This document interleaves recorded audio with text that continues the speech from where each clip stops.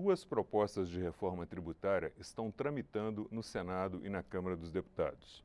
Um dos principais objetivos das propostas é a simplificação no recolhimento de impostos. A reforma tem também como objetivo reduzir a burocracia, reduzir os custos das empresas, aumentar a produtividade e, principalmente, gerar mais empregos. A reforma é uma das prioridades para esse primeiro semestre na agenda do Congresso e também do governo. E para falar sobre esse assunto, eu converso com o deputado Zé Neto, do PT da Bahia. Ele é um dos integrantes da comissão especial que avalia a proposta de reforma tributária aqui na Câmara dos Deputados. Eu sou Fernando Gomes e esse é o Palavra Aberta, uma produção da rádio e da TV Câmara. Deputado, seja muito bem-vindo ao Palavra Aberta. Prazer, meu. Deputado, nós sabemos que tem duas PECs circulando hoje, uma do Senado e uma da Câmara, que tem como objetivo substituir 5 tributos, 3 federais, um municipal e um estadual, por um IVA, Imposto sobre Valor Agregado. O que o senhor acha dessa proposta? O senhor acha que ela efetivamente vai reduzir a tributação para a pessoa física, para as empresas? Olha, infelizmente, nós não atacamos como deveríamos a situação da progressividade dos impostos. No mundo, os países modernos, principalmente os países da OCDE, que hoje está muito em foco, se fala muito em OCDE, a progressividade ela é mais presente. Ou seja, paga mais quem ganha mais, menos impostos sobre o consumo. Com isso, há um fortalecimento do mercado interno, um fortalecimento do consumo e da produção.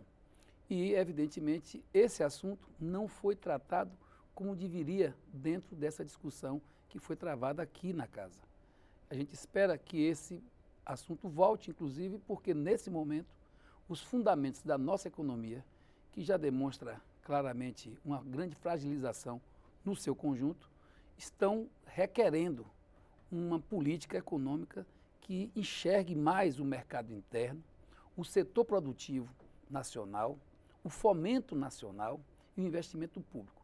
E tudo isso se encaixa na reforma tributária desde que ela possa ter um caráter mais progressivo, ou seja, cobrar mais de quem ganha mais e dar condição da gente ver novamente o mercado interno sendo aquecido. O senhor avalia que há espaço para se discutir ainda, por exemplo, uma tributação sobre lucros e dividendos, uma tributação sobre grandes fortunas nessa comissão ainda? Eu acho que há. Agora temos que ter cuidado para não se ter um aumento de tributação para o setor produtivo que já não suporta mais. Ao contrário, nós temos que reduzir essa tributação indireta, como existe nos Estados Unidos, já que eles falam tanto na economia americana. Agora, a gente tem que ter um tratamento mais solidário e um tratamento melhor no tocante às grandes fortunas e os ganhos de quem, na ponta, já aferiu lucros acima do que é o padrão do tolerável do ponto de vista da arrecadação do Brasil e também da tributação. Ou seja, a gente não pode cair na cilada de aumentar tributo para o setor produtivo. Agora, quem ganha dinheiro no Brasil, quem tem grande fortuna, como acontece no mundo inteiro, aí esse imposto direto eu acho que deve ser revisto. E o imposto indireto, ele deve ser reduzido. Ou seja, a gente tem que tirar o Brasil dessa regressividade, porque essa regressividade não ajuda a modernização da economia, não melhora internamente o nosso consumo, nem a nossa produtividade e não nos dá a garantia de que vamos avançar de forma consistente num processo tributário mais justo e que possa realmente fazer o Brasil se desenvolver. Essa reforma, deputado, ela está tramitando com outras reformas que são prioritárias, tanto para o Executivo como para o Congresso, como, por exemplo, a reforma administrativa, se fala também na autonomia do Banco Central. Considerando que é um ano eleitoral, o senhor acha que tem espaço para se aprovar essa reforma ainda nesse primeiro semestre ou nesse ano ainda? Olha, desde que tenhamos condição de discutir a economia do Brasil, não só pautado única e exclusivamente numa ou noutra reforma. As reformas são importantes, a oposição, o centrão e os que apoiam o governo e os que estão se dizendo independentes, todo mundo aqui diz que é importante fazer uma reforma tributária, mas algumas variantes que estão nas laterais desses problemas econômicos brasileiros. Quais variantes? Precisam ser revistas. Por exemplo, investimento público. Como é que a gente tem no Brasil encerra o ano com 0,10 do PIB de investimentos públicos.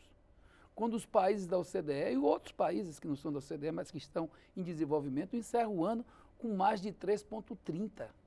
Ou seja, a gente está muito aquém dos países em desenvolvimento. E isso é ruim para o mercado interno.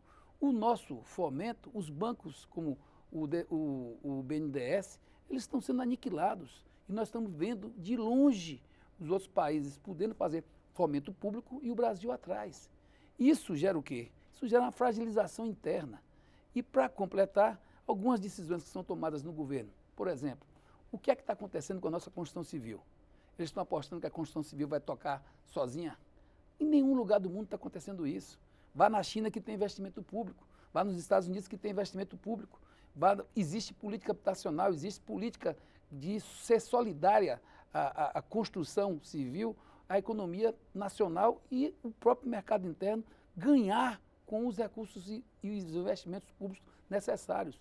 No Brasil, infelizmente, nós não podemos achar que vamos sair desse buraco, nós estamos cada dia vendo ele se aprofundar, apenas com reforma administrativa e reforma tributária, que são fundamentais. Se o Brasil não mudar seus fundamentos, porque o que nós estamos assistindo é uma redução do Estado, uma fragilização do Estado brasileiro, a venda do patrimônio nacional, principalmente hoje, todo esse risco que corre a Petrobras, que a gente tem visto de perto que há hoje uma intenção de entrega não só a Petrobras, mas no o setor energético, entregar o saneamento, entregar serviços públicos que são essenciais. Ninguém aqui está dizendo que não se privatize, mas é preciso ter a métrica da soberania, a métrica do investimento público e a métrica do fomento público.